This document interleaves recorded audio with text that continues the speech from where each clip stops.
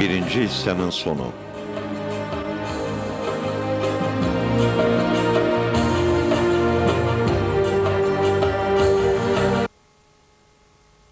Nöqtəsinin olduğu göstərilir. Təqribən 7000 il əvvəl insanlar köçəri həyatdan əl çəkərək əkinçi tayfalar yaradır. Antropoloqlar dönüş nöqtəsini Neolit inqilabı adlandırır. Bu dövrdən etibarən hər şey köklü şəkildə dəyişir. İnsanlar heyvanları əhliləşdirir, otarır və torpaq əkirlər. Bu, böyük inkişaf dövrü faktiki olaraq müasir sivilizasiyanın əsası idi.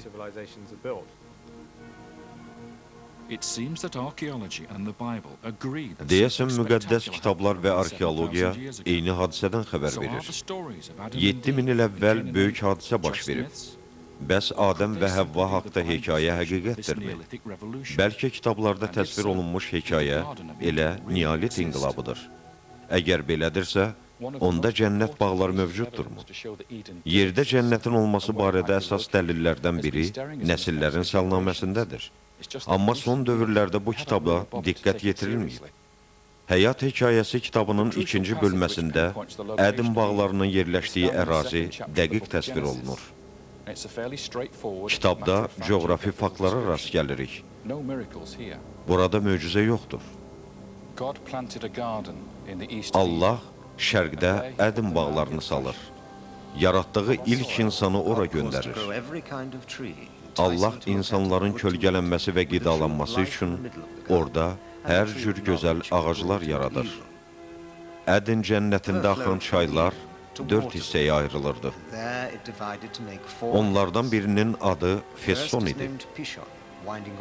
Ora qızıl və münbit torpaqla zəngin bir yer kimi təsvir olunur. İkinci çayın adı Gihondur. O, bütün quş torpağından keçir. Üçüncü çayın adı Hidendir. Bu çay Assuriyanın önündən axır. Dördüncü çay isə Fəratdır. Bu mətn informasiya ilə zəngindir. Biz informasiya əsasında bir yox, 2 ərazi axtarmalıyıq. Ədin ilk növbədə dəqiq təsvir olunmuş coğrafi yerdir. İkincisi isə biz Ədin cənnətinin şərqində altından çaylar axan gözəl bağlar axtarmalıyıq. Müqəddəs kitablarda Ədin cənnəti 4 çayla bağlı təsvir olunur. Dəclə və Fərat bizə həmişə məlum olub. Bu çaylar o zaman Mesopotamiya, yəni indiki İraq ərazisindən axırdı. Əsas problem isə digər 2 çayların Gihon və Fessonun harda yerləşməsi idi.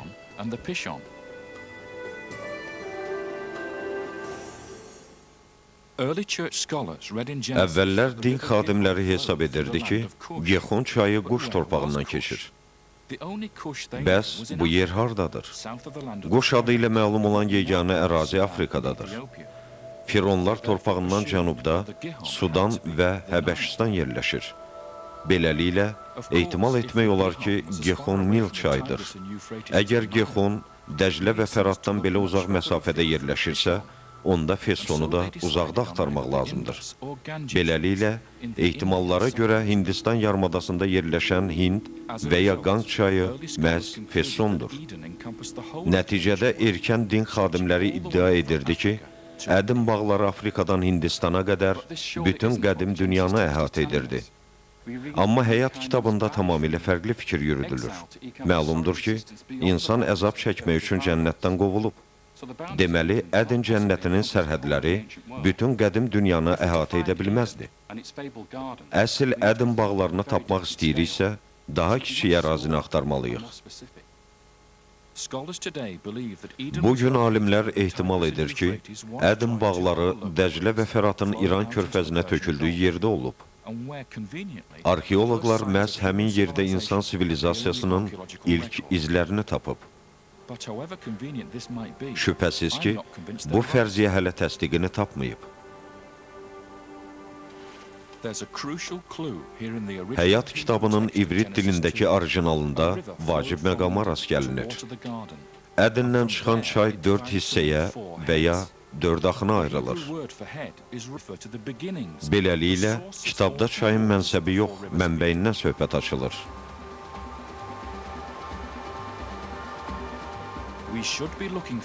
Biz Ədin bağlarına çayların dənizə töküldüyü yerdə yox, dağ silsiləsindən axan bulaqların olduğu yerdə axtarmalıyıq. Dəclə və Fəratın mənbəyi şərqi Türkiyə ilə Cənubi Azərbaycan arasındakı dağlıq ərazidədir. Deməli, Ədin cənnəti, o cümlədən digər 2 çay da burada olmalıydı. Bu ərazidə Xəzər dənizinə tökülən 2 çay var. Onlar Gexon və Fesson çayları ola bilərdimi?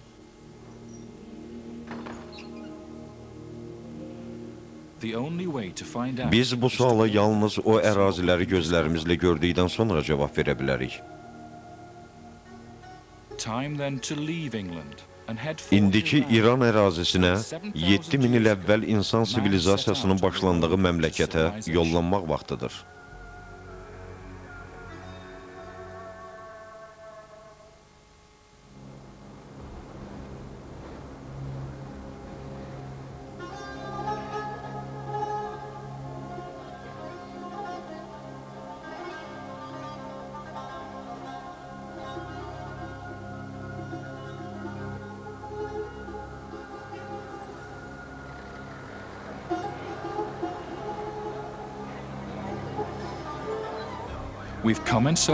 Biz İrana 3 dünyəvi dinin təsdiqlədiyi Ədin cənnətini axtarmağa gəlmişik. İslam, Xristianlıq və İudaizm. 1979-cu ildə sonuncu İran şahı devrildikdən sonra İran İslam dövlətidir. Bu ərazinin qədim və maraqlı tarixi var. Ümumiyyətlə, Yaxın Şərq əfsanələr diyarıdır. Epik əfsanələr isə miflərdən fərqli olaraq real hadisələrdən qaynaqlanır.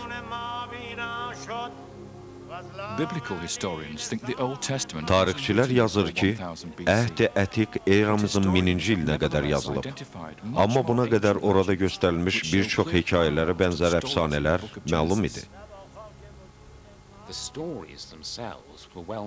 Bu ərazidə qədim hekayələr İsrail övladlarından öncə də məlum idi. Həmin hekayələr İran və Mesopotamiyada geniş yayılmışdı. Hekayələrdə çox Allahlıq əvəzinə bir Allahdan danışılırdı. Özü də ilahi, yaradan qüvvə kimi göstərilirdi. Hətta İncil və Quranda olan Adəm və Həvvanın hekayəsi də qədim əfsanədir.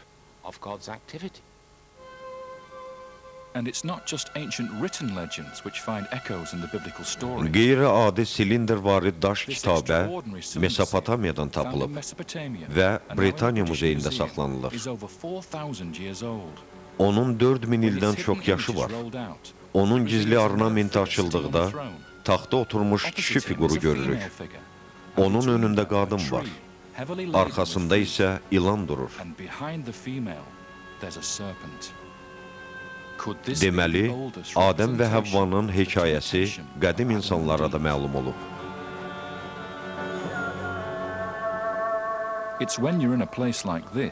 Yalnız bu yerləri dolaşdıqdan sonra fakt qarşısında qalırsan. Amma bu faktları unutmaq asandır. Belə faktlar tərcümə olunduqda bəzən mənalarını dəyişir. Məsələn, Ədin bağları ibrit dilində Qamba Eydin kimi səslənir. Qa sözü sadəcə bağ yox, 4 tərəfdən əhatə olunmuş xüsusi bağ mənasını verir. İndiki İran ərazisində yaşamış qədim xalqlarda da hasarlanmış bağ və ya şax bağları mənasını verən söz var idi. Onlar bu bağı Paridezi adlandırırdı. Paradise, yəni cənnət sözü buradan yaranıb. Bugün şax bağına və 4 tərəfdən hasarlanmış bağlara rast gəlmək olar. Mən İsfahandakı şah sarayında durmuşam. Önümdə şah bağları uzanır. Biz məhz belə bağlardan danışırdıq. Gördüyünüz kimi bağ dörd tərəfdən hasar, xəndək və fəvvarə ilə əhatə olunub. Çaylar bağı dörd hissəyə ayırır. Ona görə də onu dörd hissəli bağ adlandırırlar. Daha bir möhtəşəm arxitekturu nümunəsi olan Tac Mahalın inşasında da bu qəribə üslub öz əksini tapıb. Bəs Cənubi Azərbaycan ərazisində yerləşən bağ Hindistanda necə peyda olub? 1218-ci ildə Türk hökmdarı Çingiz xan İrana qədər böyük ərazini fəth etmişdi. O, yeni ölkənin mədəniyyətinə vurulur. Çingiz xanın xələfləri Moğol Türk imperiyasını yaratdıqda, Cənubi Azərbaycandakı cənnət təsəvvürlərini Hindistana gətirdi. Cənnət bağları haqda təsəvvürlər Cahan Şahın ucaltdığı Tac Mahal kompleksində özünü daha qabarıq göstərir. Tac Mahalın girişində siz cənnətə daxil olursunuz sözləri yazılıb. Burada dörd tərəfə axan çaylar bağı dörd hissəyə bölür. Bir qədər aralıda möhtəşəm Tac Mahal durur.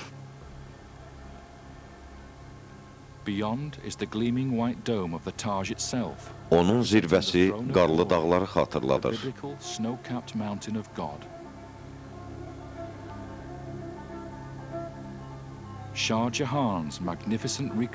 Bəs İsfahanda cənnət bağı haqda konsepsiya hardan yaranıb?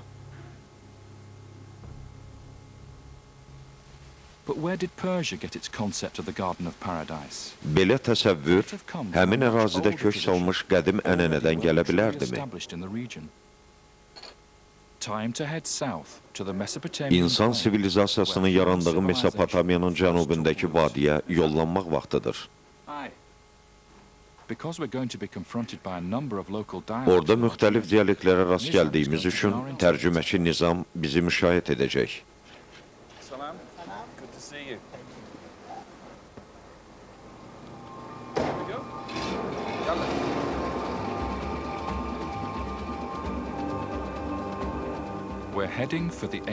Biz Şumer vadisinə yollanırıq.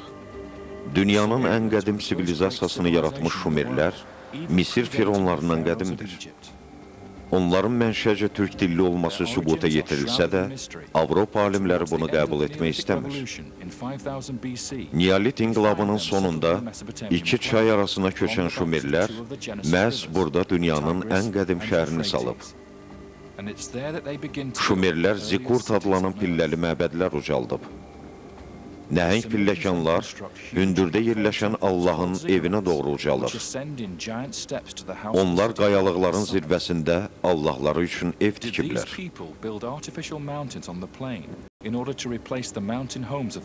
Belə məlum olur ki, Şumerlər Mesopotamiyaya öz Allahları ilə gəliblər.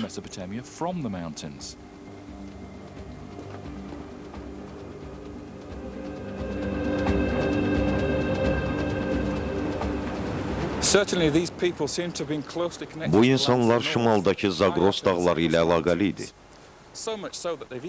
Əlaqə o qədər aydındır ki, hətta Şumerlər bizə 4000 illik yaşı olan Bələdçi kitabı saxlayıb. Söhbət Enmeyka adlanan qədim epik Şumer poemasından gedir. Poemada Şumer hökmdarı Enmeyka'dan danışılır. Enmeyka, şimaldakı sirli torpaqların hökmdarlarına elçilər göndərir. Onlardan biri, qiymətli daşqaşla zəngin olan Arad ölkəsinə yollanır. İncildə Ədim bağlarının qızıl və daşqaşla zəngin olması göstərilir. Arad dövlətinin harada yerləşdiyini heç kəs dəqiq bilmir. Amma biz səyahətin haradan başlandığını dəqiq bilirik.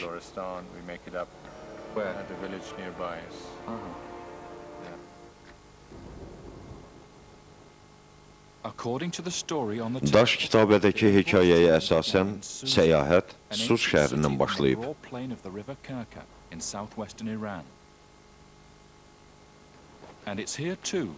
5000 il sonra biz məhz bu şəhərin yerləşdiyi yerdən səfərə çıxırıq.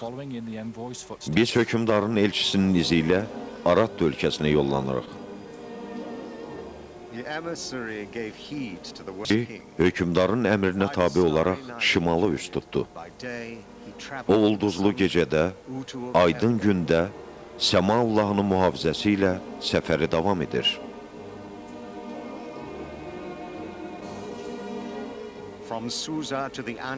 Suzdan dağlıq ölkəyə qədər minlərlə tozlu yollar vardı. Onun ayaqları toz torpağa bürünmüşdü. Dağlar, dərələr keçir, heç kim qarşısını ala bilmirdi. O 7 qapı keçdikdən sonra başını qaldırıb Arat ölkəsini gördü.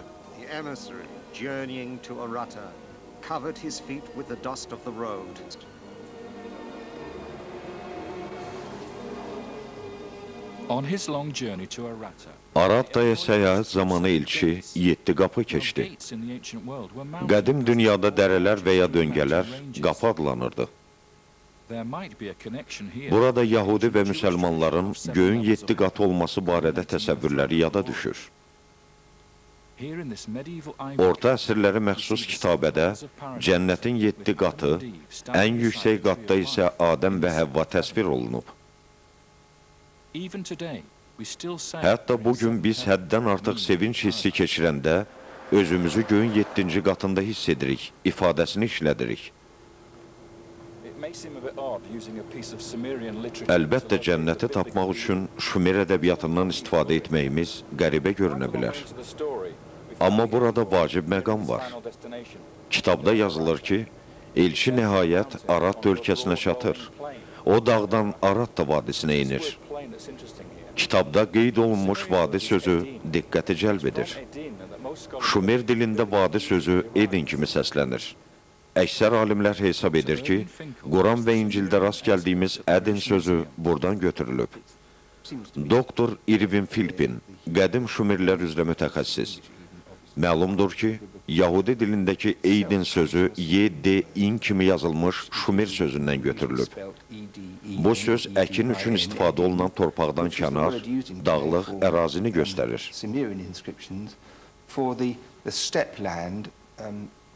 Belə sahəyə Eden deyilirdi.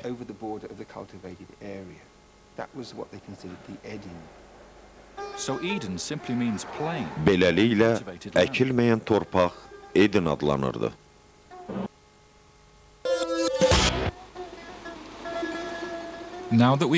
İranın qərbindəki dağlara çatdıqda anlamaq olur ki, bura min il ərzində dəyişməyib. Bu dağlara nəzər saldıqdan sonra qədim torpaqların necə olduğunu təsəvvür etmək olar.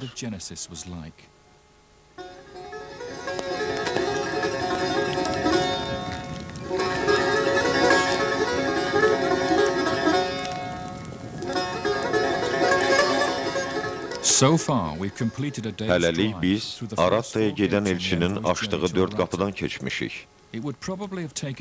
Belə məsafəni piyada qət etmək üçün bir aydan çox vaxt lazım idi.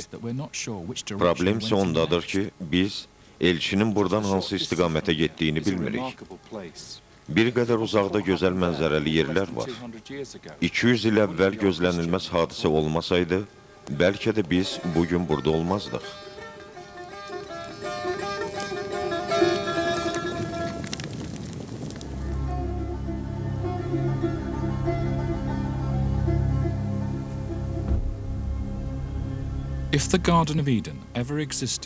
Əgər Eden bağları mövcud olubsa, əminəm ki, yalnız Zaqroz dağlarının ətəyində olub.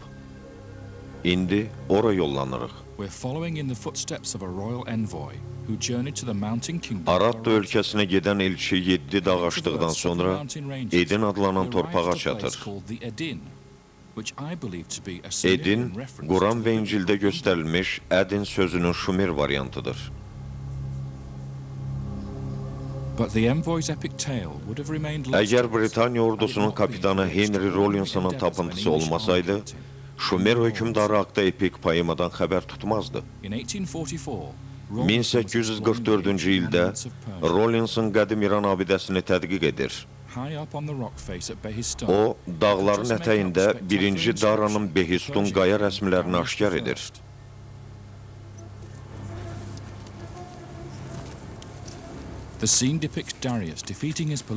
Yazıda birinci Dara'nın rəqibləri üzərində qələbə qazanaraq İran şahı olmasından danışılır.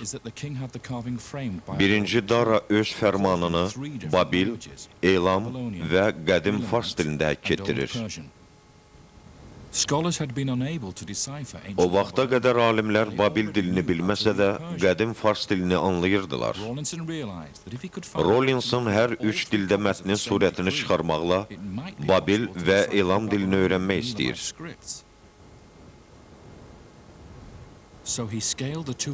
O, 60 metr hündürlüyə qalxır. Yeni kəşfin sayəsində Mesopotamiyanın dağılmış şəhərlərindən tapılmış minlərlə sənəd şifrələnir.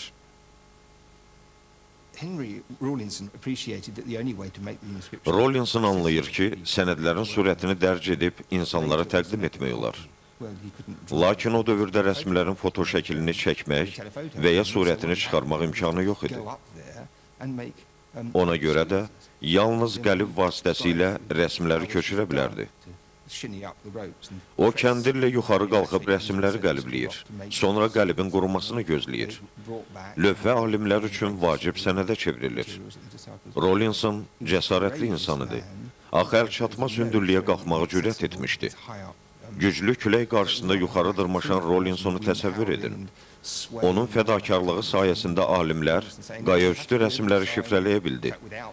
Bu cəsarətli insan olmasaydı, İncil, Həyat Hekayəsi kitabının dövründən bəhs edən yeganə mənbə olacaqdı.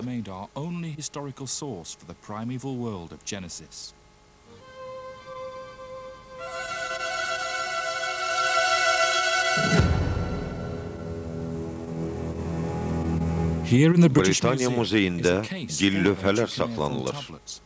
Onlardan biri, İncildən sonra qədim dövrü təsvir edən ən erkən sənədlərdən sayılır. 1850-ci ildə İraqın şimalında qədim Ninevanın xarabalıqlarından tapılmış gil lövhənin öncə heç bir qiyməti yox idi. Lakin 22 il sonra mətnin tərcüməsi dərc edildikdə əsl sensasiya baş verir. Quran və İncildə nəql olunan hekayə başqa bir qədim sənəddə təsvir olunurdu. Söhbət dünyanı batırmış daşqından gedir. Orada əfsanəvi bir qəhrəmanın gəmi düzəldərək tufandan xilas olmasından danışılır. Nuhun hekayəsində oxuyuruq ki, o, yerdə quru ərazinin olmasını təyin etmək üçün quş uçurdur. Bu tapıntı insanlara güclü təsir göstərdi. Çünki insanlar daim dini kitabla arxeoloji fakt arasında əlaqə axtarırdı. Onlar dində nəql olunmuş hekayənin təsdiqlənməsinə sevinirdi. Bundan sonra dini kitablara olan maraq 2 qat artmışdı. Gilgameşin hekayəsi Quran və İncildəki Nuhun hekayəsinə çox bənzəyirdi. Rawlinsonun kəşflərinə baxmayaraq, bizim üçün müəyyən problemlər qalırdı.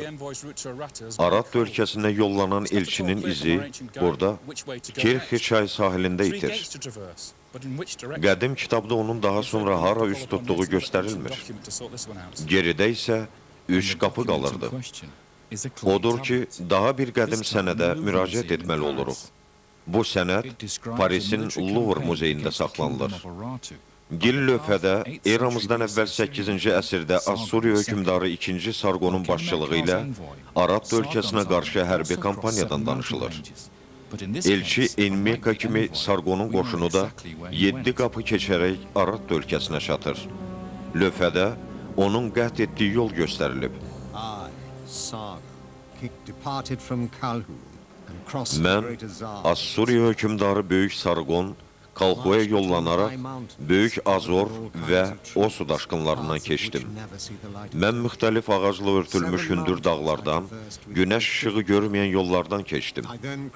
Çətinliklə 7 dağ aşmalı oldum. Daha sonra Rupu və Aratta çaylarını keçdim. Sanki onlar suvarma kanalları idi. Nəhayət, Surikaş vadisinin qarşısındakı Anaxan torpağına indim. Sarqonun çatdığı Surikaş torpağı bugünkü Sakkiz şəhəridir. Ondan şimalda indiki Türkiyə ərazisindəki Ağrı dağı ucalır. Biz məhz o istiqamətdə hərəkət edirik. Geridə qalan 3 hündür dağı aşaraq Edin Aratta torpağına yollanırıq.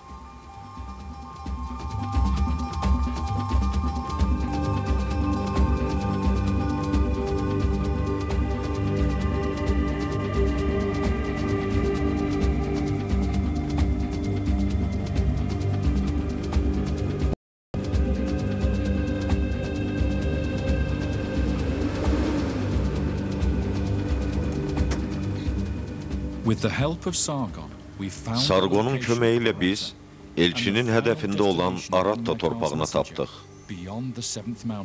O 7-ci qapıya çatanda səfərinin sona yetdiyini dəqiq bilirdi.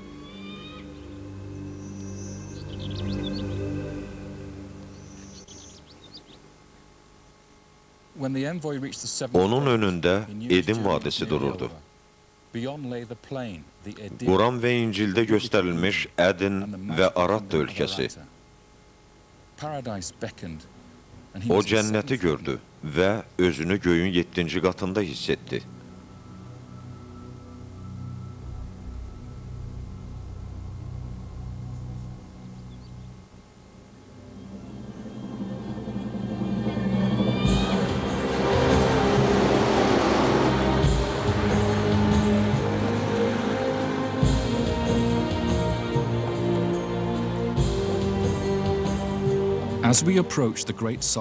Urmiya gölünə yaxınlaşdıqca biz Ədin bağlarını hiss edirik.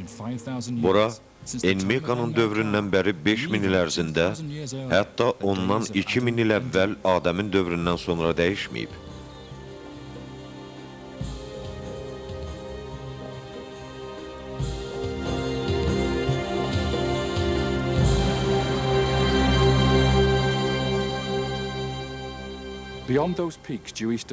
Bu dağların arxasında Ədin bağları olmalıdır. Lakin cənnətə girməzdən əvvəl, əmin olmaq üçün həyat hekayəsinə bir daha nəzər salaq. Əgər qarşımızda Ədin bağları durursa, onda Gihon və Fesson çaylarını tapmaq vaxtıdır. Buralarda quş torpağı və əlbəttə ki, bağdan axan çaylar olmalıdır. Gəlin bu ərazinin peykdən çəkilmiş şəklinə baxaq. Urmiyadan şərqdə, İncildə göstərildiyi kimi, Ədin bağlarından şərqdə uca dağlarla əhatə olunmuş böyük çökəklik var. Bu, nəhəng cənnət bağlarıdır. Bağ qərbdən Urmiya gölü ilə sərhəddir.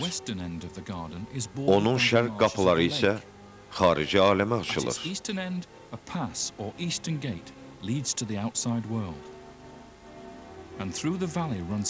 Bütün çökəkliyi boyu çay axır. Çay böyük gölə tökülür. Bağdan şimalda, bərəkətli torpaqlarda Araz çayının bir neçə qolu axır. Amma bu çayın daha qədim adı var. 8-ci əsrdə ərəb qoşunları Azərbaycanı fəth edəndə, ərəb coğrafiyaşünasları onu Gihon adlandırırdı. Xatırlayırsınızsa, İncildə Gihon çayının bütün quş torpağından keçdiyi söylənilir. Erkən din xadimləri quş torpağının Afrikada olduğunu ehtimal edirdi. İstər inanın, istərsə də yox. Gihon çayının keçdiyi bu torpağın qədim adı quşdur. Önümüzdəki bu dağ bugün də Quşadağ, yəni Quş dağı adlanır. Şübhə yoxdur ki, Araz çayı İncildə göstərilmiş Gihondur. Yer isə həyat kitabında göstərilmiş quş torpağıdır. Beləliklə biz Ədin bağlarındakı 4 çaydan 3-ünü tapdıq. 4-cü çay da xəritəmizin hüdudlarında yerləşir. Xəritənin cənub-şərq hissəsinə nəzər salın. Bu, Qızıluşon çayıdır. O, İncildə Fesson kimi göstərilib. Çay qızılla zəngin olan Havilla torpağından keçir. Qızıluşon çayında bugün də qızıl tapmaq mümkündür.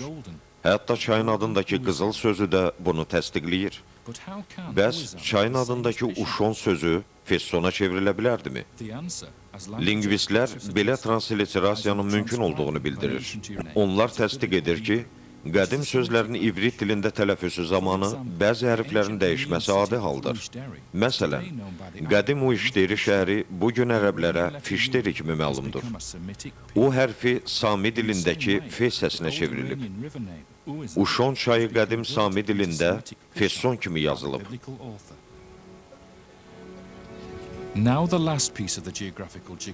İndi də coğrafi mozaikanın son parçası haqda. Quran və İncildəki Adəmin oğulları barədə hekayəni xatırlayırsınız.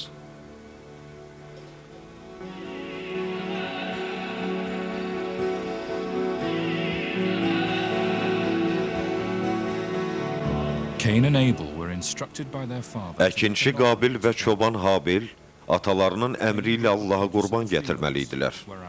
Qabil torpaqdan qurban gətirir. Habil isə sürüdən bir qoyunu qurban gətirməklə Allahın sevimli bəndəsi olur.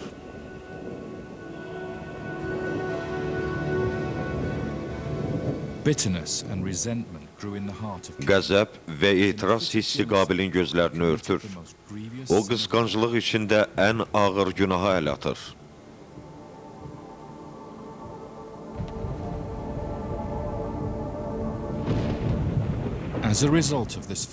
İnsanlar arasında ilk qatil olan Qabil, Ədin cənnətindən qovulur.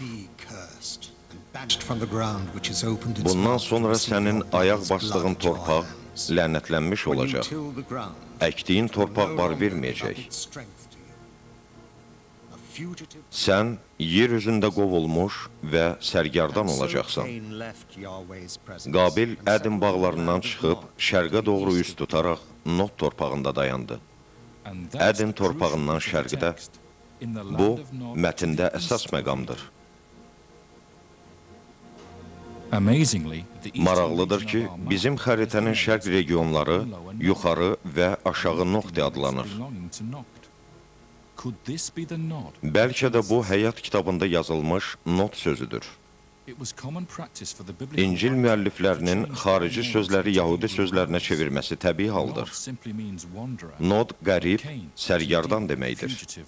Qabil isə əsil sərgərdan, yolçu və qərib idi. Beləliklə biz Gihon və Fesson çaylarını və Nod torpağını tapdıq. İndi cənnətə doğru sonuncu addım atmaq qalır. Biz qərbə, Ədin torpağına yollanırıq. Təbriz dərəsi qurtarır. Artıq itmiş cənnətə qayıtmaq olar.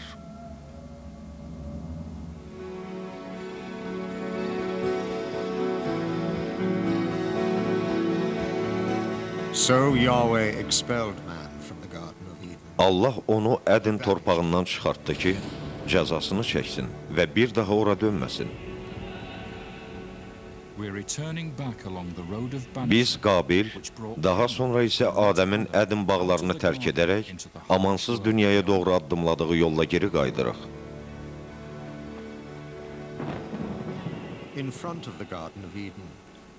Allah həyat ağacını qorumaq üçün xeruvim və odlu qılıncı ona keşikçi qoydu.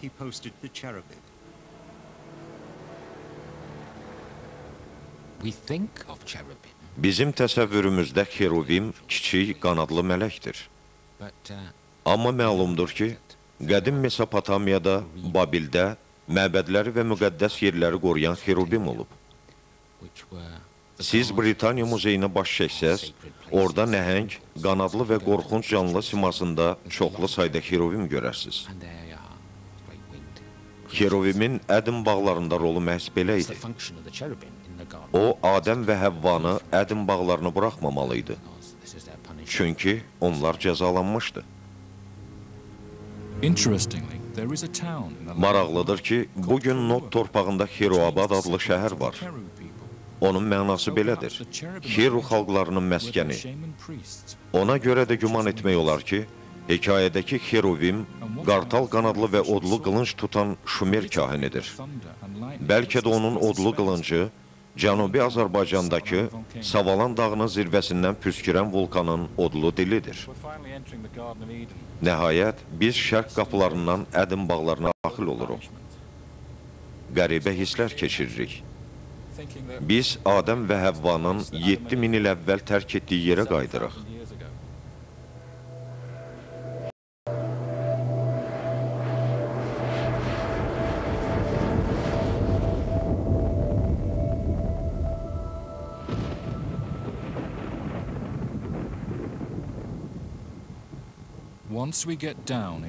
Təbriz dərəsinə çatan kimi anlayırıq ki, Ədim müasir sənayinin təsiri altında itib,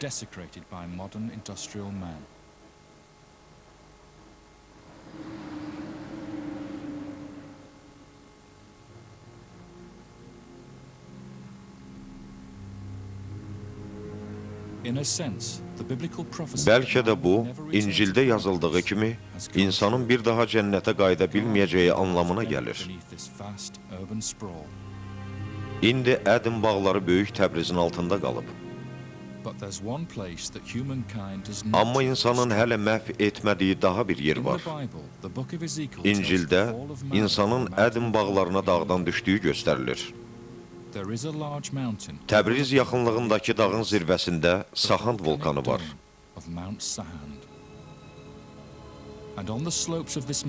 Bu dağın ətəyində Adəm dövründə qəbristanın necə olduğunu təsəvvür etmək olar.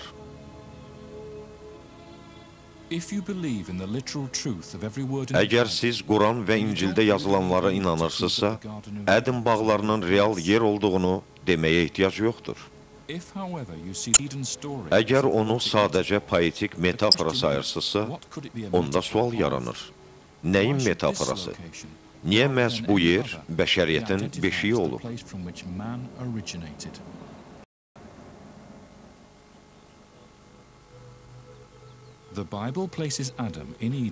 İncildə Adəm və Həvva Şumerdə ilk şəhərlərin salınmasından 1000 il əvvələ, daş dövrünün sonlarına aid edilir. Belə isə, həmin dövrdə burada kim yaşayıb? Arxeoloji baxımdan Zaqroz dağlarının ətəyi Neolit inqilabının baş verdiyi əsas insan məskənlərindəndir.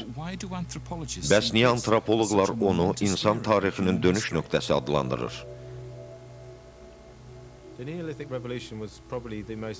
Neolit inqilabı insan üçün vacib bir əlləyişdir.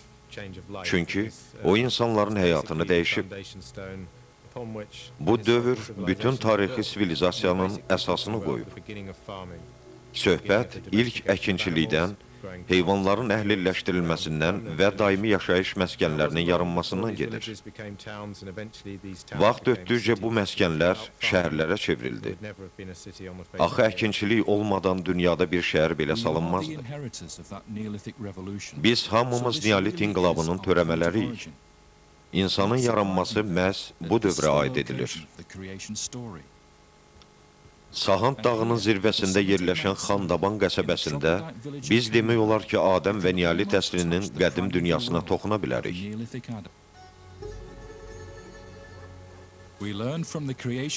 Mesopotamiyanın yaranma haqda mifologiyasında insanın palçıq və Allahın verdiyi qandan yarandığı bildirilir. Neolit dövrünün insanları burada qırmızı torpaq və palçıqdan istifadə edib.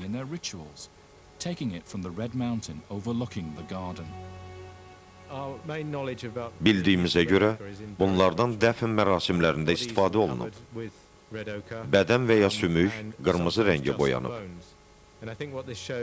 Mən burada simvolizm görürəm. Biz dünyaya qanla gəlmişiksə, qana boyanmış da tərk etməliyik.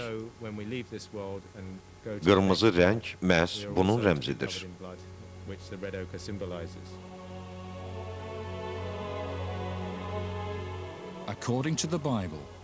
Quran və İncilə görə Allah Adəmi torpaq və palçıqdan yaradıb.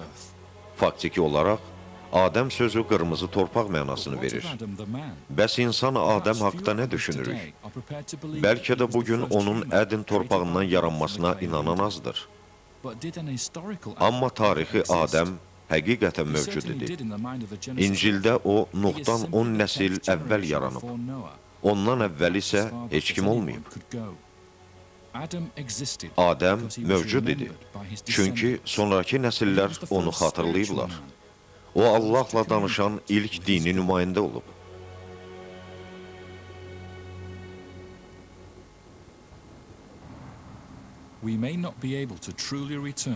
Bəlkə biz heç vaxt əsl ədim bağlarını görməyəcəyik.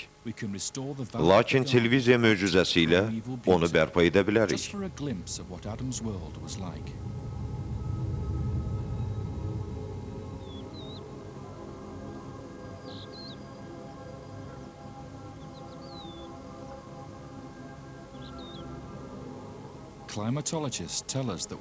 Meteoroloqlar bildirir ki, Aralıq dənizindən əsən külək bu vadidə isti və münbit hava şəraiti yaradır.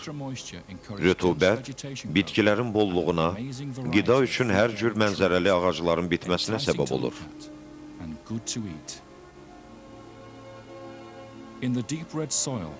Dərələrdə alma, zeytun, ərik, fıstıq ağacları yetişir. Ağır salxımlar üzüm budaqlarını yerə əyir. Mesopotamiyada üzüm, İncildə həyat ağacı mənasını verən sözlə ifadə olunur. Cənnət vadisindən axan çay Urmiya gölünə tökülür. Bu yerlər əsl cənnətdir.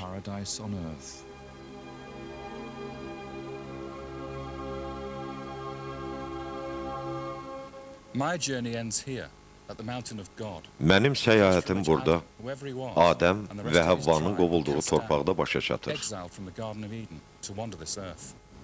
Amma bu başlanğıcdır. Buradan başlanan insan tarixi hələ 1000 illərlə davam edəcək.